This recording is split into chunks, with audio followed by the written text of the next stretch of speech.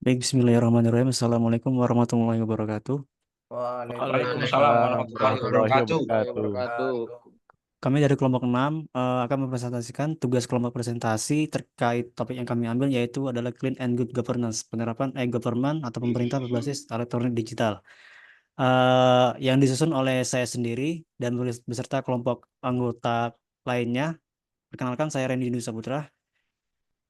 Saya Muhammad Ismail Fatih.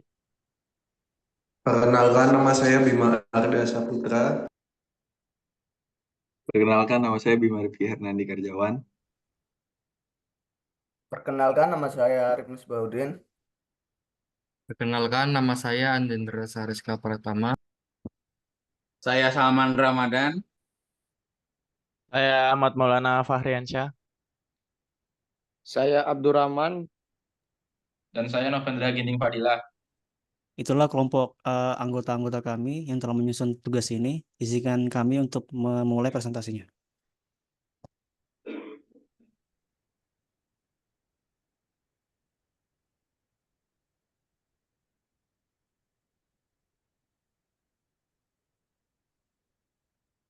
Oke, kita masuk ke slide pertama, pendahuluan. Pendahuluan ini adalah terkait apa yang melatar belakangi topik kami dan apa yang mengakari permasalahan terkait clean and good governance.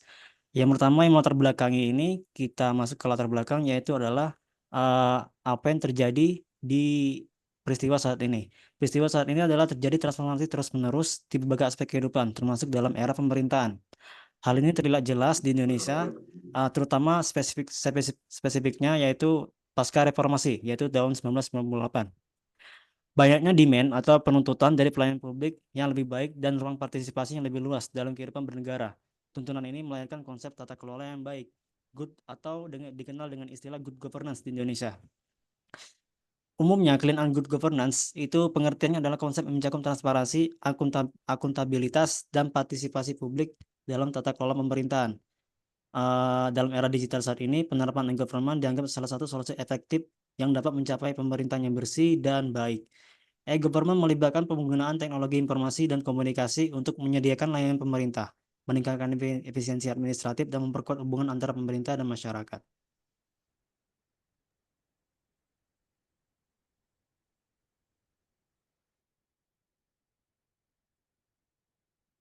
Di selanjutnya ada masalah yang mana meski banyak keuntungan yang dijanjikan, implementasi e-government tidak selalu berjalan mulus. Tantangan yang sering dihadapi meliputi kurangnya infrastruktur TK, resistensi dari pegawai pemerintah, serta masalah keamanan dan privasi data. Oleh karena itu, pentingnya untuk mengevaluasi bagaimana e-government ini dapat diterapkan secara efektif untuk mendukung clean and good governance. Lanjut, yaitu ada tujuan penelitian. Di sini ada empat poin. Yang pertama, menganalisis konsep clean and good governance. Yang kedua, meninjau penerapan e-government di berbagai negara dan konteks. Dan yang ketiga, mengevaluasi dampak e-government terhadap transparansi dan akuntabilitas pemerintahan. Dan yang terakhir, memberikan rekomendasi praktis untuk implementasi e-government yang lebih efektif. Ya, selanjutnya yaitu studi literatur. Untuk studi literatur sendiri itu merupakan landasan teori atau referensi-referensi yang kita gunakan sebagai acuan dari topik yang kami ajukan. Nah, untuk studi literatur sendiri terdapat poin-poin penting, yaitu konsep clean and good governance. Untuk clean governance itu sendiri dari namanya sudah bisa dibaca clean, yang artinya bersih. Untuk governance pemerintahan, artinya pemerintahan yang bersih yang mengacu pada penyelenggaraan pemerintah yang bebas dari KKN. Dari hal tersebut menekankan pada keterbukaan, akuntabilitas, dan dalam pengelolaan keuangan negara dan sumber daya lainnya. Yang kedua itu ada good governance. Untuk good governance itu artinya pemerintahan yang baik. Artinya pemerintahan ini sebagai penyelenggara yang berorientasi pada rakyat, berdasarkan hukum, transparan, akuntabel, efisien, dan efektif. Selanjutnya itu ada tujuan dari clean governance, yaitu mewujudkan keadilan dan pemerataan dalam pelayanan publik, meningkatkan kepercayaan masyarakat terhadap pemerintah, meningkatkan efisiensi dan efektivitas pengelolaan keuangan negara, menciptakan iklim investasi yang kondusif. Selanjutnya itu prinsip clean dan good governance, yaitu transparansi, keterbukaan informasi publik untuk mengawasi potensi penyimpangan kekuasaan. Selanjutnya akuntabilitas, yaitu mempertanggungjawabkan kinerja dan penggunaan sumber daya negara kepada masyarakat. Selanjutnya supremasi hukum, yaitu memastikan tidak ada toleransi terhadap praktik KKN dan ketidakadilan. Selanjutnya ada efisiensi dan efektivitas, yaitu mengurangi celah pemborosan dan penyimpanan dana. Selanjutnya partisipasi masyarakat, keterlibatan masyarakat, membantu mengidentifikasi dan mencegah praktik KKN. Selanjutnya ada integritas, yaitu kejujuran dan moralitas yang tinggi dari para pejabat publik. Dan terakhir ada pelayanan publik yang baik, yaitu pelayanan publik yang profesional dan bebas dari praktik KKN. Untuk selanjutnya yaitu istilah government merupakan penyingkatan dua kata yang berasal dari bahasa asing yaitu electronic government yang secara bahasa berarti pemerintahan elektronik. Government mengacu pada penggunaan teknologi informasi dan komunikasi oleh pemerintahan untuk meningkatkan akses, efisiensi, dan efektivitas dalam penyampaian pelayanan publik.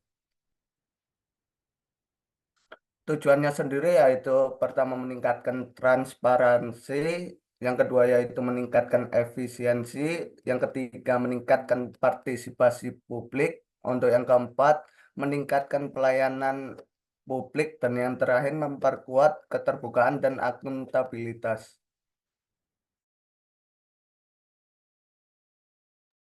Selanjutnya ada manfaat e-government. Yang pertama ialah peningkatan transparansi. Yang kedua, efisiensi administrasi. Yang ketiga, partisipasi publik yang meningkat. Yang keempat, peningkatan layanan publik. Dan yang kelima, meningkatkan akuntabilitas.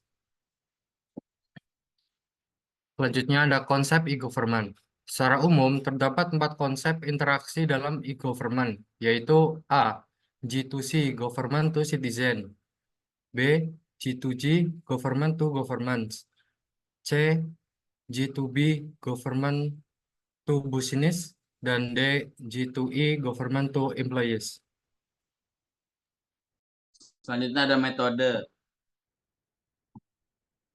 metode dalam e-government dan tuh.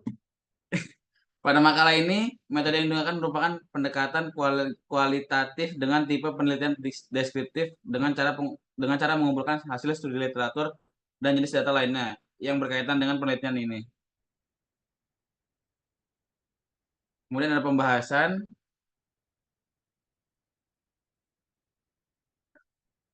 observasi, studi kasus. Beberapa contoh implementasi e-government yang relevan dari observasi. Misalnya, yang pertama ada kasus aplikasi mobile untuk layanan publik.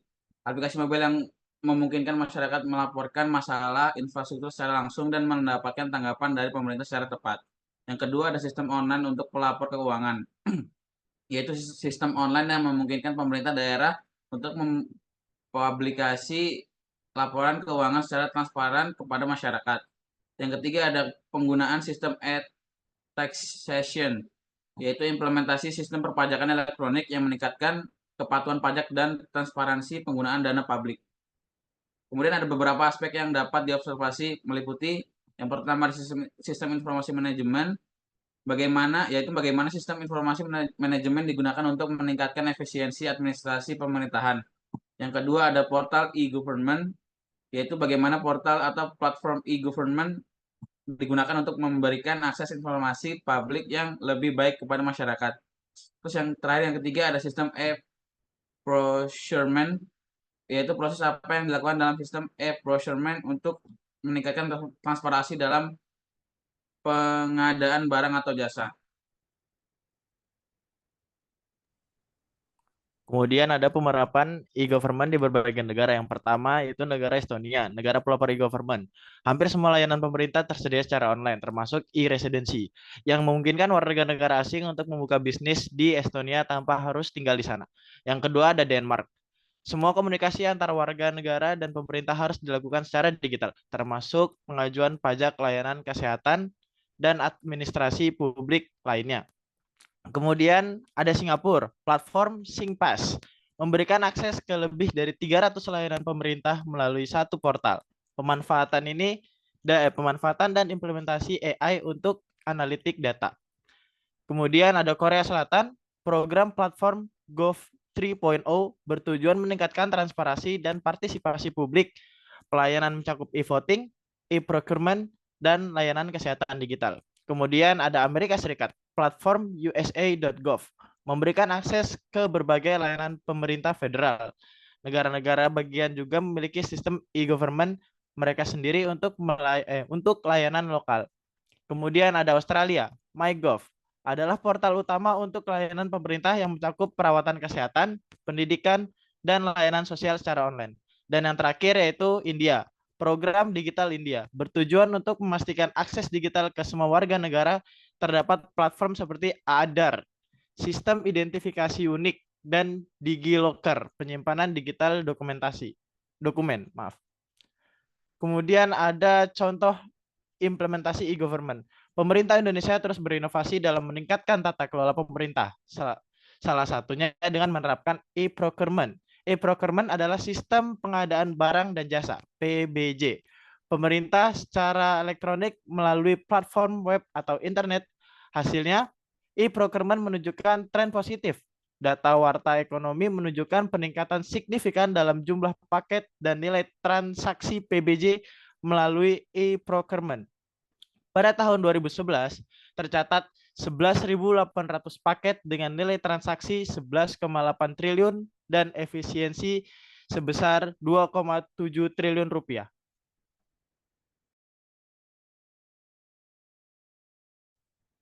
Selanjutnya, dampak e-government di berbagai aspek dalam bidang pemerintahan. Terdapat dua posisi, yaitu dampak positif yang dimana meningkatkan efisiensi dan efektivitas, otomasi proses kerja dan pengurangan birokrasi manual menghasilkan penghematan waktu, tenaga, dan biaya. Contohnya, layanan KTP online, izin usaha online, dan pembayaran pajak online. Lalu meningkatkan transparansi dan akuntabilitas, akses informasi publik yang mudah dan cepat, meningkatkan keterbukaan dan partisipasi masyarakat. Contohnya, publikasi laporan keuangan pemerintah online, mekanisme pengaduan online. Lalu ada meningkatkan kualitas pelayanan publik, layanan yang lebih mudah diakses, cepat, dan akurat, meningkatkan kepuasan masyarakat. Contohnya, layanan kesehatan online, layanan pendidikan online, dan layanan administrasi kependudukan online. Lalu ada dampak negatifnya, kesenjangan digital. Tidak semua masyarakat memiliki akses yang sama terhadap teknologi dan internet, sehingga dapat menimbulkan kesenjangan dalam menikmati manfaat e-government. Solusinya, perluasan akses internet dan pelatihan digital bagi seluruh masyarakat. Lalu ada keamanan cyber. Ancaman cyberthreat dan kebocoran data pribadi menjadi risiko yang perlu diwaspadai dan dalam penerapan e-government. Solusinya, penerapan sistem keamanan cyber yang kuat dan edukasi masyarakat tentang pentingnya keamanan data. Lalu ada biaya implementasi dan pemeliharaannya. Implementasi dan pemeliharaan sistem e-government membutuhkan biaya yang tidak sedikit atau expand more. Solusinya, perencanaan anggaran yang matang dan pemanfaatan teknologi open source. Dan untuk yang terakhir,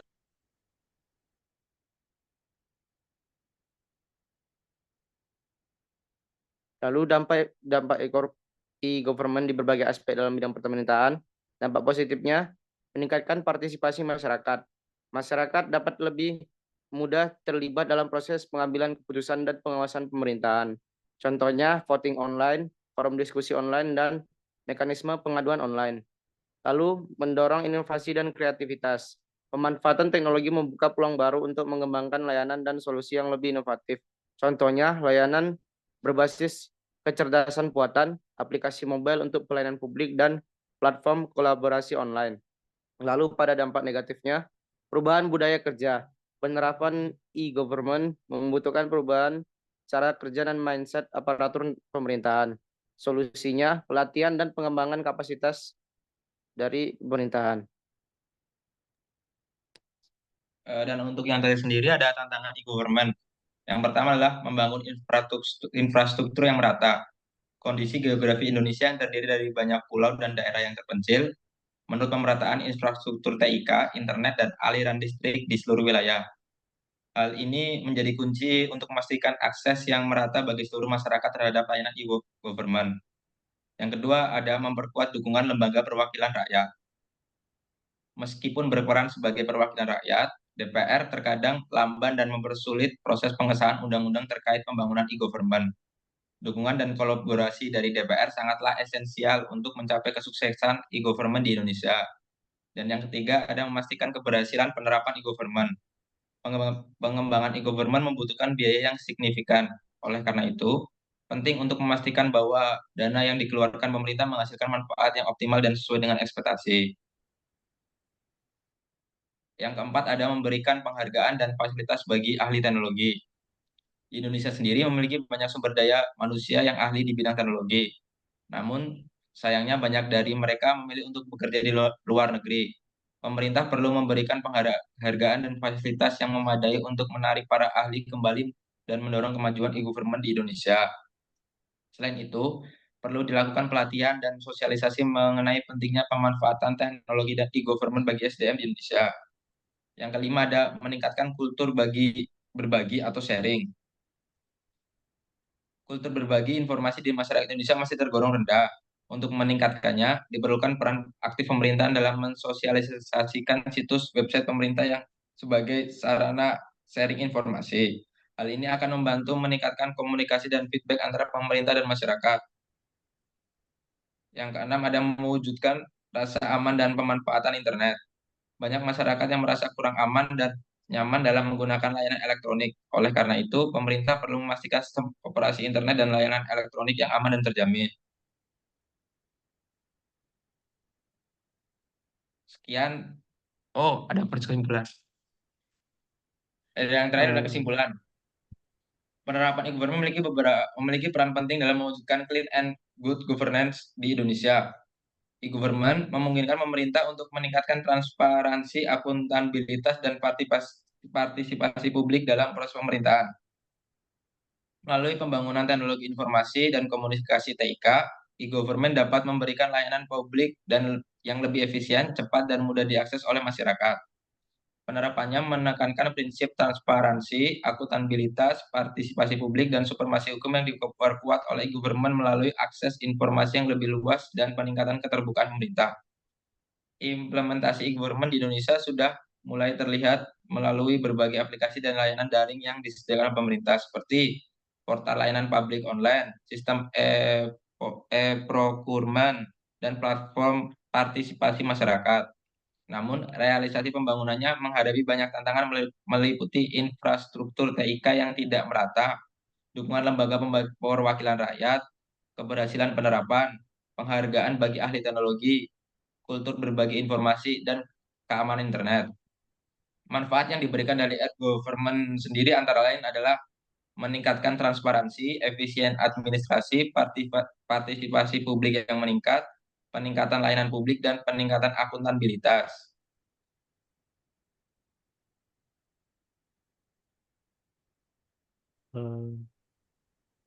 Sekian itulah presentasi dari kelompok kami, kelompok 6, Clean and Good Governance. Mohon maaf jika ada salah kata. Wassalamualaikum warahmatullahi wabarakatuh. Waalaikumsalam warahmatullahi wabarakatuh. Warahmatullahi wabarakatuh.